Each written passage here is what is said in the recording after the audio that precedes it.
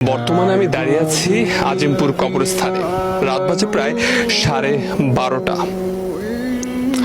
এখানে আসার উদ্দেশ্য হলো মানুষকে আসলে কিছু বার্তা দেয়া, তাদেরকে আসলে জীবনের বাস্তবতা সম্পর্কে কিছুটা ধারণা দেয়া।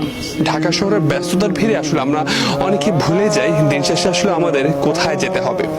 আপনি যদি দেখেন এখানে প্রায় হাজার হাজার কবরস্থান রয়েছে। আমরা আসলে আপনাদেরকে একটু ঘুরে দেখাতে চাই জীবনের করুণ বাস্তবতা।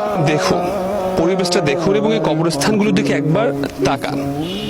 এদের কিন্তু প্রিয় মানুষ ছিল, বন্ধু ছিল, কত আত্মীয় স্বজন ছিল, কিন্তু আজ দেখুন এই রাতের বেলা গভীর অন্ধকার, এদের পাশে কিন্তু কেউ নেই।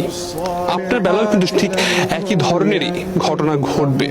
আমরা যদি এই সত্যটা উপলব্ধি করতে পারি, হয়তো আমাদের জীবন অনেকাংশেই বদলে যাবে।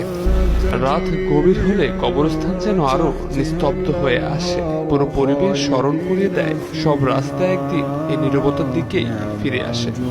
অনেক তরুণের এই ভুল ধারণা রয়েছে তারা হয়তো মৃত্যু হলে মারা যাবে, কিন্তু বাস্তবতা হলো আমরা কবরস্থানে এসে দেখতে পেয়েছি অনেক তরুণ কিন্তু এখানে ঘুমিয়ে আছে।